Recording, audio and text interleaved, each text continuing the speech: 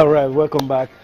Is there anything left to say? Yeah. Both guys, their reaction, I mean, for Stan was priceless. For Stan, awesome, incredible year for Stan Wawrinka. But for Novak, I think there's a bit of a disappointment there. This year it started as overwhelming favorites. I mean, there were some good odds out there that Novak Djokovic was going to go on to win the Australian Open, the French Open, Wimbledon, and the US Open. For that calendar Grand Slam. But it wasn't meant to be. Won the first two, but lost surprisingly to Sam Querrey at Wimbledon. Remember, that's still fresh in our memories. And just when we thought, okay, he's back now, there's no one that's going to stop him from winning a third US Open, then here comes Stan Wawrinka with different ideas. So for Djokovic, he's had a great year, but I imagine he feels a bit disappointed and for Stan, in the manner he's lost to Stan. For Stan, the only thing missing for him is Wimbledon. Yes. For that career Grand Slam. So we'll see what pans out. We'll see how far he can still go at 31. Ty doesn't like me bringing that up, but he's 31, and in tennis, I mean, 31. I mean, he takes care of himself. I mean, he's a thoroughbred, professional, very model, So I don't think, as long as injuries don't set in, I mean, because we've seen what has happened to Rafael Nadal, a lot of injuries starting to slow him down. But if Stan Wawrinka can stay fit. At that stage, you don't recover easily from injuries. It's tough, exactly. So if Stan can stay, away from injuries, stay fit, there's no reason why he can't go on and win in Wimbledon or even more Grand Slams in future, as we've seen. Rafael Nadal is struggling, Roger Federer is struggling with injuries. That makes his opportunities, of actually winning more Grand Slams, a lot better. So I never rule out Stan the man. Right? He's a great champ. Okay. There's no ways about it. All right. Before 11 Friday, we were talking about the German world number one, Angelique Kerber. She began her reign with the US Open triumph. That's how you start your reign. I mean, there's nothing left to say. We always knew this was going to happen as long as she kept on progressing, and she's now world number one. What a year. And she's saying the good thing, please don't compare me with Steffi Graf. I'm my own person. I'm here to stay. There's still more to come.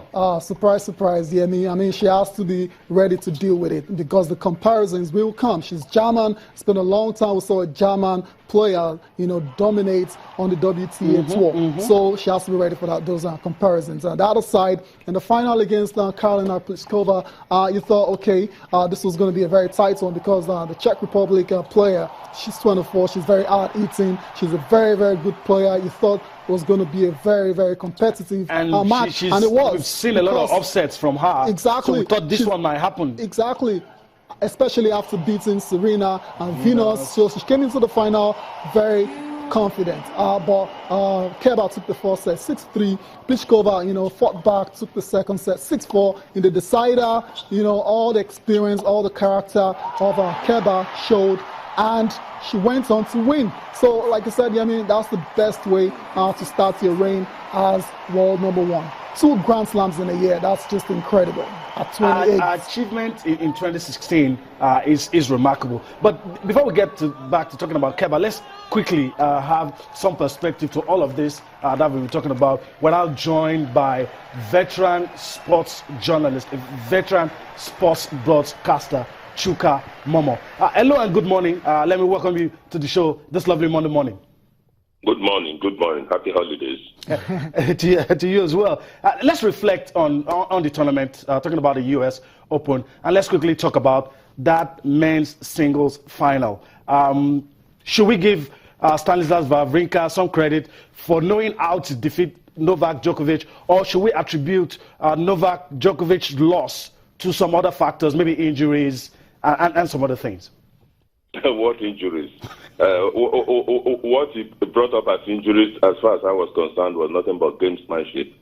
I mean, with Stan Wawrinka about to serve at 3-1 and 5-2, he held him up. They said there were 2 blisters, but as far as I was concerned, it was gamesmanship. No, Wawrinka is a big game player. He's a late bloomer, what you call late maturation. But he's technically sound, even as Djokovic said, both the forehand, the backhand, he served. But the biggest asset he has is his mind. You see, mind over matter. Champions may be made by practicing, but ultimately it's the quality of heart, whether it's a boxer, whatever, a tennis player. In fact, as if to give vent to this, on his tattooed on his left forearm, that's Wawrinka now, are the words of the Irish poet Samuel Beckett. And they are very apt. The words say, ever tried, ever failed, no matter. Try again, fail again, but fail better. You know, it is that solid mentality. As he has always said, he never thinks about being number one. He goes in, he gives it all his all. He tries to be the best that he could be. I mean, he had lost before this, before he won the Australian Open. He had lost 12 straight times to Nadal without even winning a set. Again, although I'm a bit of a fan of Rafa, Nadal also said it was injury, but Wawrinka, of course, won. It was the same with Djokovic. He had a losing streak against Djokovic, but once it comes to the big occasion, Wawrinka is there. 3 slam finals, 3 wins. He's won his last 11 finals. I mean, statistics. I know that, as Mark Twain famously said, there are 3 types of lies: big lies, damned lies, and statistics.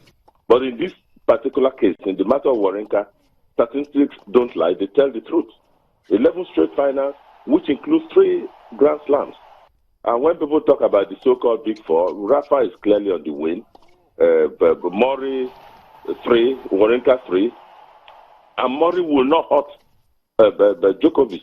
Murray will run down a lot of balls and all that. But Djokovic knows that Wawrinka can hurt him, both from the forehand and probably one of the greatest backhands in the history of tennis.